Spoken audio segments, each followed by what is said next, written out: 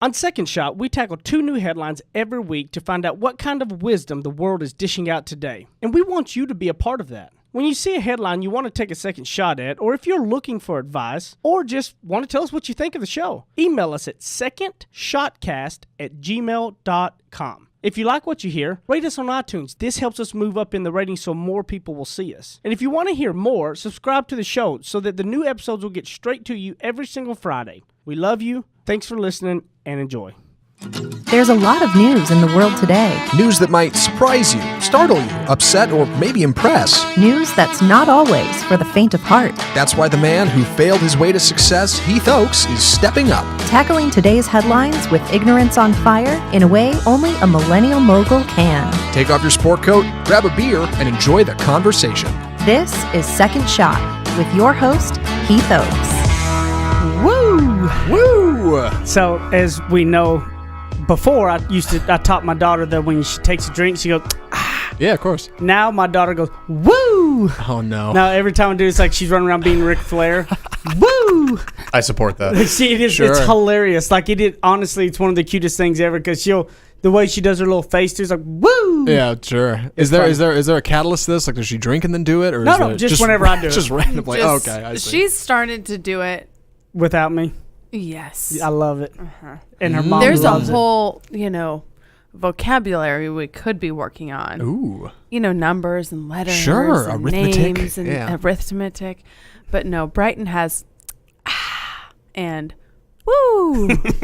Well, a champ. I gotta be honest. You're 2-0 here against Heath Oakes. What's the plan? What are you teaching her? It's got to be something. Well, and we got I'm maybe teaching not a her like phrase. ABC. Well, Okay, I yeah. taught her some of that too. Okay. Some of those. Yeah. Got my wife Jenny in the house. Matt Hi, and Zach as everybody. always. Hello. Hello? Yeah, she is now talking so much more than before. is. She's really wanting. Really? Oh, yeah, man. she's picked up a lot more, and she's actually sitting down to let us read to her a little bit more than normal. Like she's making it through instead of one page, we're getting through like 3 or 4 Yeah. before she takes off running. Where's the reading duty land in the Both. Oakes household? You split it up pretty. I always do. We've never Half really and half, yeah. definitely never discussed it because I feel like if you do, then it's like a demand or a chore. So if he wants to read to her, he does. If he doesn't, he doesn't. Yeah. But I always try to do it the second she wakes up from a nap. So if I'm there she takes 2 naps a day. So if I'm there for both naps, she always reads at least one book as soon as she gets up. And then I'd keep the door closed until she wants to leave. And sometimes she'll go pick up a book and bring it over. She does and that a sit lot down. now. Yeah. So before she never did that. It's like you had to force her, but we would just, so if parents are listening who have a child who has a personality like Brighton, which is really spastic, yeah. just keep introducing the book and don't get frustrated when they don't want to sit for more than one page because she's really come around and she'll I do it with interested her every for a little night while. before because I put her down a lot almost every night, Yeah. and she does it like she's calm enough then to kind of do it. But speaking of kind of words and language and how important using the correct words and not and when and how to do it, the first article kind of lines up perfect. We didn't even plan that, but it looks like we did. Happened to work out great. Yeah. Not sure if you saw this. We have the most annoying email phrases ranked. Adobe, I know, right? Adobe recently surveyed more than 1,000 white-collar workers to learn more about email trends and the email phrases people hate the most. Why's it got to be white-collar workers? Yeah, it could have gone blue collar. Yeah, hey, right. Nobody picked that up. Not sure if you saw my last email was voted number 1. Not sure if you saw my last email, but the phrases "per my last email" and "per our conversation" came in second and third, followed by emotion. Emotion and intent are sometimes hard to convey via email, so some phrases can negatively impact productivity and culture. That's the theory behind the study, and the idea is basically looking at why do we speak differently in emails to each other. Everybody knows there's this weird passive-aggressive tone you can have, and it's phenomenally counterproductive, I would think. Simple, seemingly ordinary workplaces, these phrases can be surprisingly charged, I guess. And often it can put like important projects at risk, timelines at risk, because people just have a way of reading written text and writing it that like doesn't come across sometimes. That's the setup anyway. Heath, what do you think? Well, people use that type of snarkiness and stuff in emails because of the tough guy keyboard people. Tough guy keyboard. Yeah. People sit behind their keyboards and they're tough then, but they won't ever say anything to somebody's face. Oh God, that's me. You know what I mean? Like they'll throw the snarkiness and kind of be angry by email or anything, but face to face they won't do anything or say anything or won't be like that, and that kind of culture is what it's an issue that needs to be handled. But I think in the text in general, from text messages, emails, or anything, got to be careful, just because, how many times have any of you been sitting there and maybe had conversations with somebody through text or something and going, man, did I do something? Did I make them mad? You don't ever really know fully how to pick up on what they're saying, because you can't read the emotion and the tones and those things. And so, I think that it is always best. I love technology. I love how there's the things from text to emails that I can kind of get out there in multiples versus having to do one-off conversations and stuff for certain things. But you should never, if it's anything that can heighten an emotion of any way, you got to have those conversations in person, because it needs to come off the right way. And if you're ever behind a text or a keyboard and you're angry or whatever, don't send anything. Wait till you're not. Like, just push the pause button. Right. Because you don't want to be one of those people. Yeah. I was kidding a little bit when I said earlier that I'm one of those people. I think I have the opposite problem. I think I'm too meek in emails. I'm always sorry for the inconvenience. I'm so sorry to bother you. I just wanted to make sure this. And, that's not how I am in real life. Yeah. But I want to play Zach, it nobody safe complains about that. You might be surprised. I've had people tell me that I play it too safe, and I need to be more aggressive in my emails.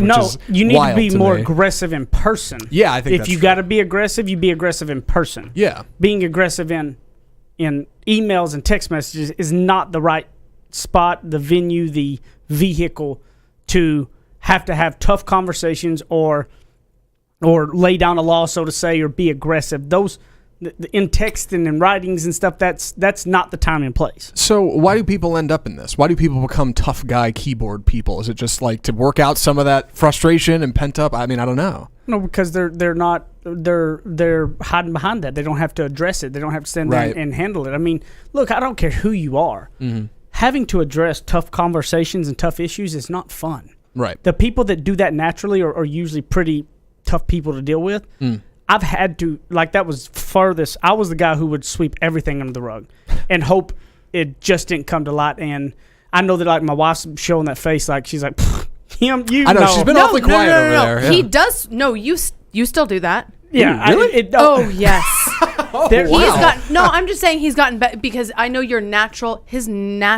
we're all born with a natural inclination to do certain things, and the way that we improve our entire lives is by recognizing what those are. So I think in business, he's absolutely recognized what that is, and he follows through even when it's hard to do, and he encourages me to do that too. Sometimes I'm like, oh gosh, this happened, I'm not sure what to do. Yeah. And he will encourage me to get out of what my natural mode would be, which would be to, I don't know, let's see if it blows over, to actually address it. But in personal life, Heath does not address issues until much later. Yeah, it hadn't worked there yet. That's not my natural thing, is to not be confrontational, not to be confrontational, not to be those things. But what changed I'm saying that to prove that you've worked on it and it's been successful in business. Yes, sure. It was not an easy thing. And a lot of people, though, that would know me now or something in business in general, would be like, that was sure. But it's not. I had to work on it really hard. I would just go behind everybody and pick it all up and work extra hard to clean it up for people to where it didn't happen. But then you end up in the hospital because of stress-induced illness. Exactly. Yeah. And that's what happened. So that's an issue. But I mean, you deal with this a lot, Jenny, with a lot of stuff from the social media to whatever, and I mean, we also think about it talking with friends with issues or anything. People are going to the text and emails, and that's how I see lots of relationships really scarred because of a text or an email when they really didn't mean it as harsh as it came across. But that's when you got to know, you've got to make those habit loops. That when you're getting there, to stop yourself, and that's the time to pick up the phone and have a conversation, or face to face. It's not worth what it could look like for you when you're not meaning it in that way. Does that make sense? Yeah. Of course. Yes, it does. It's hard, I think, for people to do that. And it reminds me, when I see that list, my sort of second shot on this is, again, that I think that I'm a highly unbothered person. None of those phrases actually get to me. I think there are so many other things that maybe do get to me that just doesn't even, if someone says per our conversation, that doesn't make me think, oh, I must have done something wrong. Or if someone says, oh, did you get my last email? I think, oh shoot, did I forget to respond? Well, see, I take that on me. I don't put that on them. That does not bother me about them. So I guess what I would say to encourage people, if they're reading this list and saying, oh yeah, that's terrible. Like, thinking things are terrible never helps you. Yeah. That's only going to be detrimental to you. You have to kind of release some of that. To be so bothered by something that small, thank God that's the worst thing that happened to you today, is that someone accused you of not responding to an email. And obviously you probably didn't, so you should have responded. Right, that's what I'm saying. So it probably is on you. See, and that's what I usually think. I think, gosh, I'm kind of embarrassed, and I'm glad that they said it in such a kind way instead of just ignoring me, or I'm glad that they brought it back I look at that as, I'm glad they brought it back to my attention. Thankfully, instead of going to my boss or a colleague and saying, Jenny's not responsive. Right. She's not getting back to me. What do I do? I'd rather them come to me and say, oh, did you get the email? I think, oh gosh, thank you.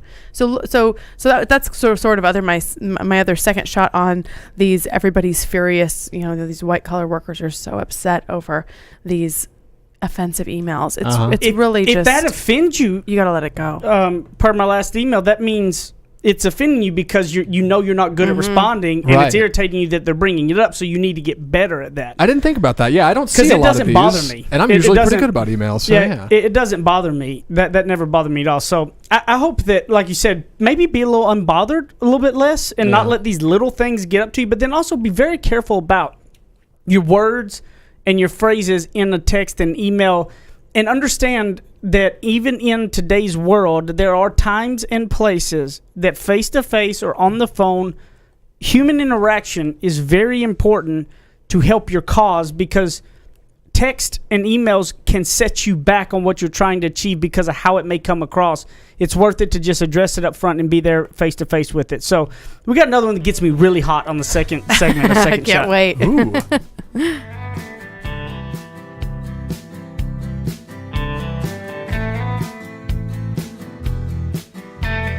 He's a suit and tie kind of guy with deep Southern roots. Keith Oakes hosts more of Second Shot coming up on RNCN. To all of my friends in the great state of Texas, if you have not taken advantage, I have a way to save you a ton of money.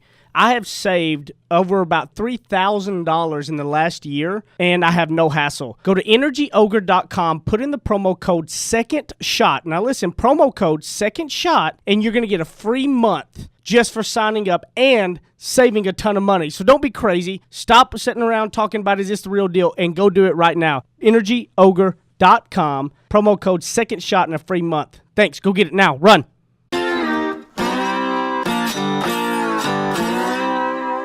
Ready? Aim. Fire. Second Shot is back for another round on RNCN. So, Matt, I am gaining a appreciation for everything you're doing back there with this big screen in front of my face that I see. You get to see what I'm up to? Yeah, because see, I guess I almost assumed you just did all the switching after the show to make it line up. No. Yeah. No, but no, you're doing it as people's talking with. So if people are wondering what he's talking about, it's the for the YouTube channel, or does this go on Facebook? Yeah, it goes on Facebook too. Yeah, some of the stuff is added retroactively. Like, I'll go back and add the articles as I'm talking about them, and I'll add some like subtitles and stuff. But for the most part, yeah, Matt's doing it all live in there. Yeah, that's impressive. If he's not see our big, beautiful control room here, and the lovely glamour shot. And Zach can't remember to just start the clock. Oh man, I did it again! No. Matt's back there changing between every time anybody talks and talking some all that, and like Zach can't just start the clock. Per our last conversation. Why is it every show? How does it keep happening? Per our last email. Per our last calling out of you on the show. You were even bragging on yourself before we started going, you got up and got it before anybody said anything. Like you were bragging on yourself, and then just... I get so keyed up to be on the show and talk, and I get so excited to read the headline, and I'm all I'll get it's a lot to figure out. It's it true. actually is. Oh, it's really not, though. It Our second headline, and this is one I'm really excited about, not only because it's incredibly topical, but because Heath's little tease for this is a little counterintuitive to what I thought you might say. And I don't know what you're going to say. We didn't talk about this before. Here's the headline. Buffalo Bills Vontae Davis retires at halftime of game. Buffalo Bills cornerback Vontae Davis came off the field at halftime Sunday against the LA Chargers and never looked back. Davis, a two-time Pro Bowl cornerback, made the jaw-dropping decision to retire at halftime instead of sticking around for the team's 31-20 loss.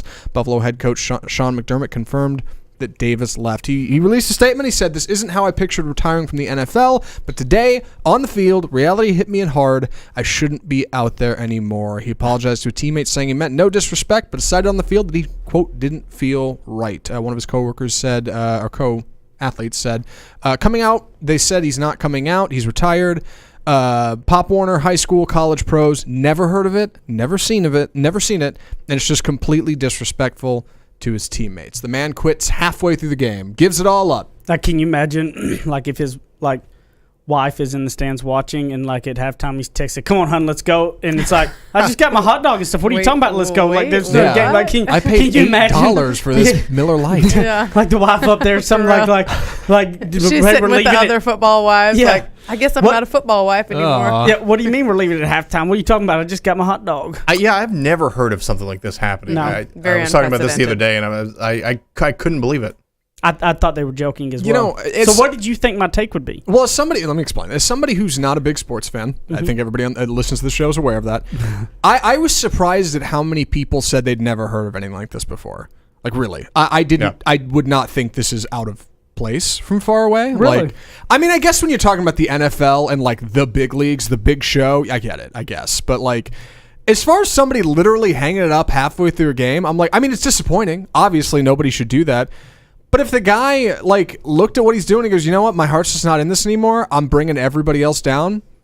Good. You kind of did the right thing, like, right? What would be, Zach, like for you, for instance, equivalent to like sports? What are some team stuff that you ever like involved in and like a lot? Like, gosh, is there anything that like that would be the closest equivalent for me would be the lame duck equivalent of like esports, playing video games. That's And if somebody quits halfway through a video game, it's much less than the NFL, obviously. But I'm talking so about it's like not maybe that big. like have you ever been a musician on a band, or were you like a debate team? Were you working together on like I would say like a group project, but like a video shoot, you know, and you're knee deep in this thing, and you're in production. Somebody goes, you know what, I'm out, and just leaves you staring at there. You wouldn't think that's odd? I mean, I would certainly think it's odd. Would you not think that's disrespectful? In a way, I would, but in a way, I got to respect it, because I'm like, man, you just pulled the ripcord. You looked at everything we were doing and went, nope, not for me, and like you bailed. And yes, I wouldn't like it, and I would disagree with it.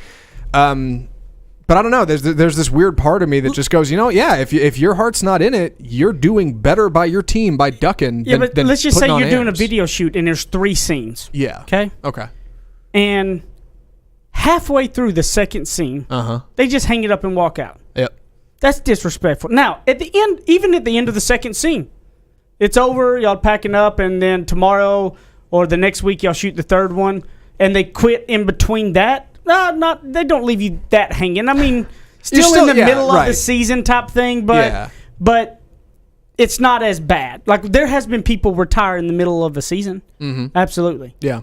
But at halftime, in the middle of the game, and football is it's a brotherhood. It's everybody's dogging it out to win, and to do that, to just literally walk out at halftime is absolutely shocking. It's even more shocking at the NFL because he was 31, so he'd been in the league for a long time. So like, to make it that long, you have to be a super disciplined person, because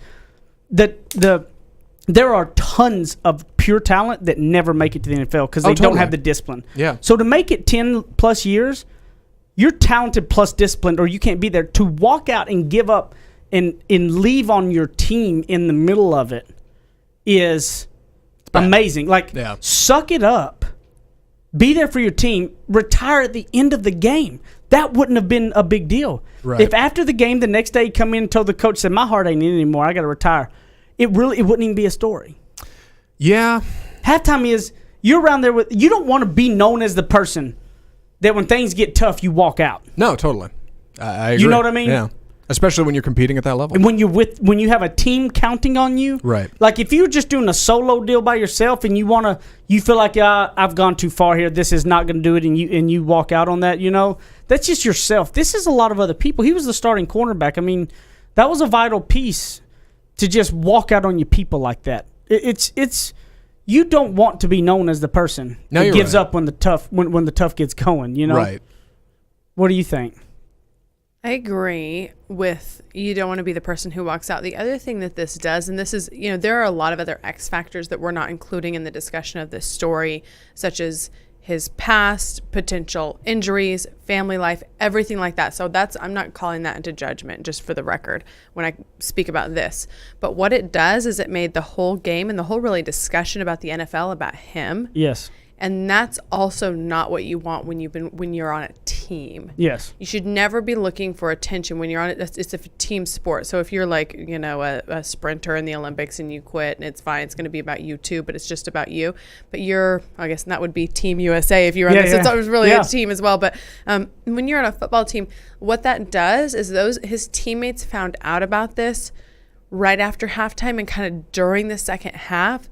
So that was also what's inappropriate about it. If he wants to leave, I think that's completely fine. And I actually really honor people who know what they want, because that's something a lot of people struggle with, is knowing what is right for them. So he figured out what was right for him, made that decision. But doing it at halftime made that second half for the team whispering and like, wait, did you hear what he did? Did you hear what he did? And so that's a distraction. So you're also taking down, you're at the most heightened level of focus you should be in an NFL game when you're playing at that level, and then all of a sudden the focus is on to you and why you're leaving, and everyone can't really.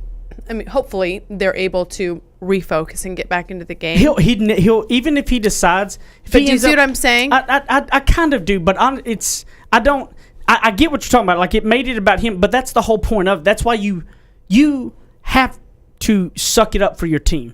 In whatever you're in, whether it's work project or whatnot. With you. I'm just for different reasons. No, I know, mm-hmm. but that's the double whammy, because it's not only are they not going to have you there to help them win, but then it's going to hurt it even more, because it's all going to be talking about you, about why you left, and then that suffers the project even more. I mean, so it's like, it made it a double whammy. Should be focused on the game. Yeah, but instead everyone's sitting on the sidelines. Going, like, what happened? And that came out in the stories later that teammates were kind of whispering like, well, what happened? Is he okay? What, is he gone? It's like, oh wait, we're in the middle of a game. But that's the thing. If you're and everything today, like almost nothing is a solo sport.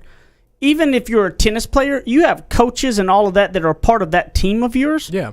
That rely on you for their living, right? If you don't finish that match, if you don't do that, then they don't get paid typically, Sure. I honestly think that one of the worst things you want to be known as is somebody a team can't rely on. Right. Like, and yes, I'm fully aware things happen, life gets tough, and all of that. It's happened to me before, but you got to suck it up. Right. You got to understand that it's bigger than you, that if you're a part of something, you committed with something, you got to finish that. Okay, you've got to finish it, and it is important when you know something and you know it's the time or whatever. Walk away, but also know when the time to do it is. Right. Don't leave your people hanging. Like, you do not want to be known as somebody who a team member can't count on. Right. Like, you shouldn't quit. But if you're gonna quit, there's a time and a place, I guess, is the lesson here. There's always the time to quit. Yeah. You just got to know when. You don't do it in the middle of battle. Too. Got it. Yeah. Right. You and 3 other people are on a project at work. Yeah. And you get frustrated because you don't get your way, and you just throw your hands up and walk out and during the middle of the day, and then you want to come back tomorrow and get started on it. You think they're going to ever trust you again? Right. You just put them behind another half a day because your feelings got hurt or your ego wasn't getting stroked enough? Suck it up. Right. That, stop being titty baby, as I say, right? I do not like that term, and I do not approve of it. It grates on the ears, doesn't it? Yeah, it hurts. You're right. You got to have grit. I don't want to throw around the term honor casually, but you're right. There's a certain something to it. Like, there's a commitment to these kind of things. When you say you're going to do something, you do it. And when you give up halfway through, not only are you letting everybody else down, you're letting yourself down too. The grit is such an important trait to have as a human that I hope my daughter, I can teach her grit. there's a book called Grit that talks about that a lot and teaching it in your children and how important it is. But what's shocking is this guy had to have it because he made it that long. Like, he had to have it. So it's he was known for his quotes about teamwork and about follow through and about finishing strong. That's the other thing when we're talking about a man who is known for that on social media. That's what he posted about. That's the other kind of component of that. Yeah, it just is very odd, and I hope that if anything else, that if you're, everything you do is a part of team. Your family is a team. Your work people, the projects, there's whatever it is, you're going to be a part of a team and others rely on it. You have to think bigger than yourself. It's not all about you. Not me. Okay? It's all about everybody else as well. And so there's absolutely times that you can quit and move on from something, and you need to. There's a lot of times people don't give up quick enough. Okay? So you've got to make your time of when to quit, but understand where you are in that process and not be those one that leaves people hanging in the middle of something. You need to be the one that does that. You do not want to be known as the person that gives up on their people, that gives up and quits when things get tough. Get a little bit of grit in you, and it'll change a lot of things. We got some interesting emails about the ma'am and sir discussion last time on the third segment of Second Shot. Ooh.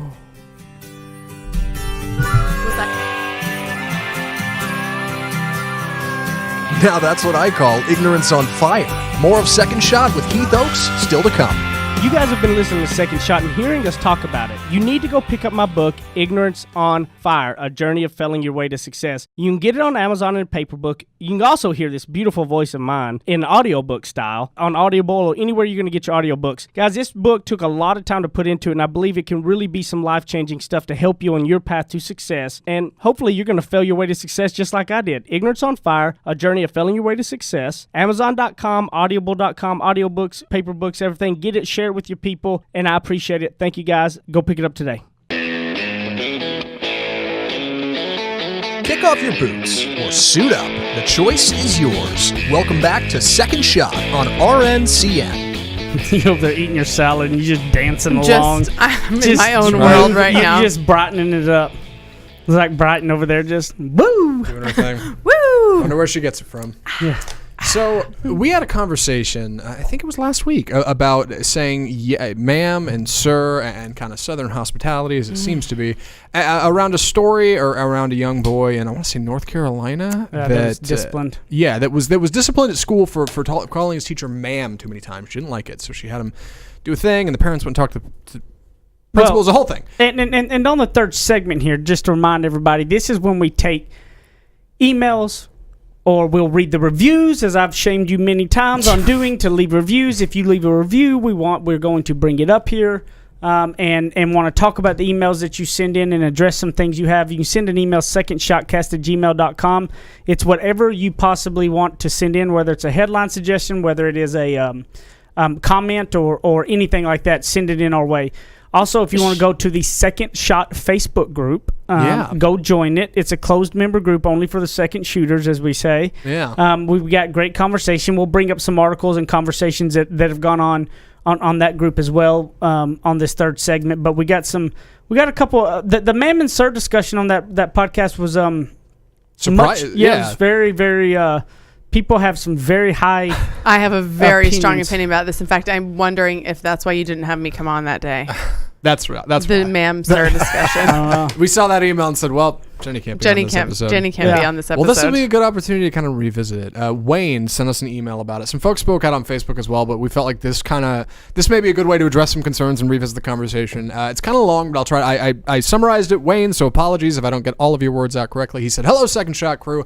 I was raised with the manners of yes, sir, and yes, ma'am, and even had to continue them while training in martial arts, calling students younger my age by sir because they were a higher rank, obviously reflecting that you don't have to have a certain age to be ma'am or sir. It's just a matter of respect, I think, is the angle.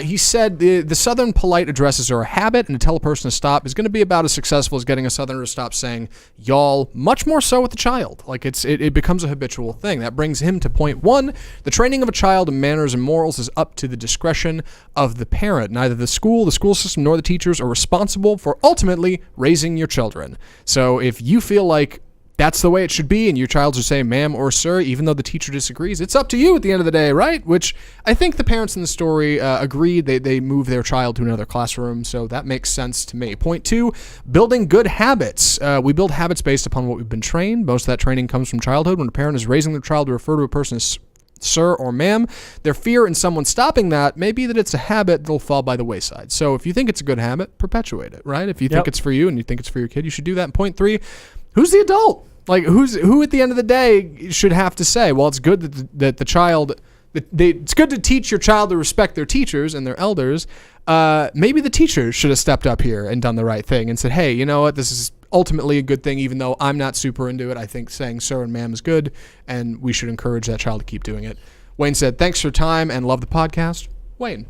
So a lot of fair points, I think. Yeah, and I'm going to read these kind of a couple others on the Facebook in the Second Shot group. If you join it, you can get in on some of these. This one comment was, I'm not going to say the name because I don't know if they wanted it said on the name. They posted on Facebook. So she said that I've had retired or ex-military not like being called sir, especially if they were a sergeant. They were required to call upper folks that felt uncomfortable being called sir. Maybe that teacher was ex-military. Would be interesting to find out. Another one was, great show as usual, and I found the ma'am, sir conversation very interesting. My opinion is that it's polite when kids speaking to elders, but I have to say I hate it when I'm called ma'am from the daycare staff. Very interesting piece, many views for sure. Really? Mm-hmm. I guess I didn't know there were such like strict lines around it. It's a cultural thing. It's different parts of the country. I've lived in the Midwest. I've lived in the Northwest. I've lived in the South. I've lived in the East Coast. And every place has a different form of respect, and each place is very strict on how they do. But let me explain this to you, By all Jenny. means, go ahead. Yeah, please. Let me explain this to you. Take that ball and run with it. Because you obviously hadn't listened to that podcast yet. So an indictment. I want to provide you the other context. I'm just talking about my personal... I do. I've lived in a lot of places, and every place is very like, oh, we say it this way. Heath, lay it out for us. I want to provide a little more context with it. All right. I'll stay silent. No, I'm. This is what you call this one. This is the wife husband. No, this is great, guys. Listen, it's great podcasting. The discipline. The teacher disciplined the child for it. He had to write ma'am and sir like hundreds of times on paper. He was actually pointed out and had to move to a chair to do it all. I explained on the show, I've said ma'am and sir to people, and I've had many people say, I'd rather you not call me that because it made them feel old or anything, and I respected their wishes with that, right? But they didn't get offended, upset, and holler at me and lose their mind over it. And that was the difference. This teacher obviously was upset that they actually disciplined the child over it. Like, I get the people that maybe it's not their culture or anything, or just go, I don't want to be called ma'am or sir. I've had that tons of times. Mm-hmm. But to go as far as to discipline the kid for it was a little much. Right. Yeah, that's definitely a little much. No, that should not happen. Here's the thing. Are you saying ma'am and sir as a sign of respect and manners? Yes. Okay. So when someone says, I'd rather not be called that, wouldn't it be premium in terms of manners to honor what that person, if they are your elder, if they are your superior, because that's the reason why you're calling them ma'am or sir, wouldn't it be of utmost importance to honor their wishes with regard to what they want to be called? It is, and that's what I said on the show was, like, I've told the people, like the lady who said it the first time I ever heard that, I said, absolutely, I won't, I got it. Because she was older, and I was like 23, they were coming work for me, so I knew it made her feel, and she said, when she said that, she wasn't like mean about it, right? And I just told her, I said, look, it's a 23 years of habit, so bear with me if ma'am pops out every now and then, but I'm going to work on it, try for you, And I said in the pod, I said, I think that's what the Wayne was kind of addressing some too, is that because I said, I think the parents could have used that as a time to say, this is when you also need to respect the teacher's wishes in her classroom. Nobody was in the right here. Yeah, when in the classroom, maybe, but like what he's saying, maybe she should have been the adult and just said, I know it's manners. I know that the kid is not being, spiteful out of it. But the parent, but I also agree with, you got to be respectful is also respecting your authority in their like wishes. The situation. Yeah. Right, because that's what happens sometimes, and people say, I'm sorry, I couldn't possibly, I was raised this way. So what you're doing is you're taking the authority back. You're saying, I don't care what you want to be called, I want to call you this. and that makes me polite, and that doesn't make you polite, Right. in my opinion. Yeah, no, I'm a ma'am and sir guy, always have been, but I do respect others' wishes. Like at the same time, I try really hard. It is a long habit. So when I have people that have said, I don't like to be called ma'am or I don't like to be called sir, I try not to do that because I respect their wishes, and to them it's not respectful. Right. So if I keep doing it, then I'm being disrespectful. Right. Yes. Like you said, the premium of manners would be to respect their wishes first and foremost. Right. I get that. And I That's just always true. explain to them, though, I've got 31 years of habit. Right. The chances of it coming out will probably happen. Yeah. But I'm going to, I'll try. Right, like you're working on it. Right. Yeah, I'll try to work on it with you, but know that it's not it's not going to be an easy. That seems like the best place to be, because by explaining that, you're giving them an inside look at you and saying, "Listen, I'm going to be vulnerable for a second. Here's the deal." Yeah, like I don't will think try you to would knock have it thought off, that would have but- been my commentary on it. No, because you still call me ma'am. I try not to. We have been married for 2 years. I try not to. And he I'm tries. not 87. Yeah, I try not I am to. older than my husband, Okay, so but you're I'm not 87. So you're not a fan of being called ma'am. Yeah, by a 12-year-old boy, absolutely. Sure. I believe that I think that Heath and I are both aligned in that that's what we will teach her in the course of the grand scheme of manners. Absolutely. I want her to call everybody that doesn't have a specific name, like a Mrs. blah, blah, blah, to be Sure. sir or ma'am. That's what I think it's the default Right. in manners. But as a husband, I But should as a call her husband, ma'am. I mean, it's like, oh, that's I not, just that's have a not habit of- sexy. I know. That's like, Yeah. now I feel like an suppose. old lady. Okay. Yeah. Well, I for Christine and I, sir. Well, mostly ma'am. Really, she never calls me sir. Who am I kidding? But she'll be like, "Hey, can you grab something out of the kitchen for me?" Like, "Yes, ma'am." I Like, do it's too. like, just I do. like that's it. That's And what like, I do to me, with I'm like, that's Jenny. right up Jenny there gets with and then like automatically, dude or and Jenny guy. gets Like, so I don't- mad. takes the hotness out of the relationship. It's like, ugh. Really? Yeah, there's like Yes, that's what I mean. I'm like, there's some real lines around It sir is. and ma'am, and I never knew that until we talked about this. And like, clearly, people feel differently about it based on where you're from. I think, yeah. And to Southern me, ladies, it never, I want Southern ladies to weigh in because I have Southern girlfriends who also would not want their husband Really? or their boyfriend to call them ma'am. You call your teacher ma'am. I guess. You call your grandma's friends, your grandma's girlfriends ma'am. The lady at the grocery store. It's a long instilled habit that's hard. To me, it's I a guarantee sign of you- respect towards any woman or man, regardless of age or stature or I don't know. I just I guess there are worse names to call them. I suppose yeah. There are definitely worse I'm names. just going to start saying woman. There you go. Oh, but that's one of those worse names. Okay, woman. Yeah, that's not much better. That I have a feeling that wouldn't work out very well for me. no, maybe You not. So can try young it, men and I'll let you listening to guys this, know. do not say woman. Yeah, that might be worse. That's Yeah. worse. I think that's fair. Well, what do you This is a think? very intriguing conversation that I think Yeah. has gotten very. My commentary was on. I would have I'd have been a teaching moment. Now, if it wasn't for the disciplining part, like if the Yeah, that was teacher, weird if on the the teacher's teacher would part. have said, "I don't want you calling me ma'am," Mm-hmm. and my son came home and told me the teacher said, "Don't call him ma'am. Don't call me ma'am." That was it. That would be a good lesson to have with him to go look. Being respectful is also respecting others' wishes. So everybody else you call ma'am, but if she's requesting not, then don't call her ma'am. Right. The discipline in the child is something where I would have had to go have conversation because that really is not the message I want my kid to have, being disciplined for saying ma'am, right? Like that's where I think it went overboard. Right. Yeah. I think of like the last time I took my car to a shop to get the oil changed or something, and like I assume it was the guy that runs the shop, but I have no idea. Older gentleman, probably in his 50s or 60s, and he's helping me out at the register, and he goes, everything come out okay, sir? That's it. Clearly, I'm younger than him. Yeah. Clearly, I'm not as qualified for him as what he does. But he says it, and I'm like, I don't want to correct him because I'm like, well, that's you and that's me, and it's cool. I'm not offended. I don't know. But I guess at the same time, I do have a moment where I think to myself, come on. You don't need to call me sir. Clearly, I am clearly under you here in what we're doing. But that goes back to I don't know, but that goes back in general to just respecting other people's cultures. Yeah. And when it is being requested and there's that line of these people being so offended and outraged versus respecting others' cultures and doing it in a different way, like saying, if you go, oh, don't call me ma'am, okay, get it, that's respecting somebody. But like disciplining them or losing your mind, going losing Right. your stuff on somebody for it, that's overboard, right? Like, you got to respect that's obviously a culture they were raised in. Vice versa, if somebody says, don't call me, can you not call me that? You need to respect that. And Jenny, you were right. Yeah, that when you discipline, that's you saying mine is more important. My upbringing, my culture is more important than yours, and you're going to play by my rules. And like, that's not. Yeah. Come on. No. So Wayne, thank you for writing in. Oh my gosh. Yes, and on the second I shot love when group. people write in like that. And shout out to the people who've been posting on Instagram stories. We've been re-gramming all of those. Oh, man. Kathy, who does my lashes, who I am obsessed with.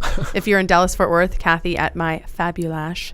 Shameless plug for Kathy. All My the plugs lashes for look Kathy. great. Hates but she listens to the podcast, so thank you, Kathy, and she posted on Instagram. So shout out to her and everybody else who has posted. It's very cool that you're kind of sharing the love and letting people listen in on the positivity. secondshotcast@gmail.com. Go leave us a rating and review for the 100th time. And Second Shot Facebook group. Where can they find y'all at? I'm here. Jenny, stop it. I'm right here. JennyAnchondo.com, Jenny Anchondo on Instagram and Facebook, Jenny Anchondo TV on Twitter. That's it. Facebook.com/groups/second shot. That is us. Leaving reviews can be challenging. Leaving emails can be tough. But joining Facebook groups, come on, that's as easy as it gets. You can find me at AppleZacintosh on Twitter and Instagram, and I'll be hanging out in that Facebook group as well. So swing by. Leave a like. You nailed that, Zach. Yeah. At Heath Oaks or at Ignorance on Fire on all the platforms. I love y'all. See y'all next time.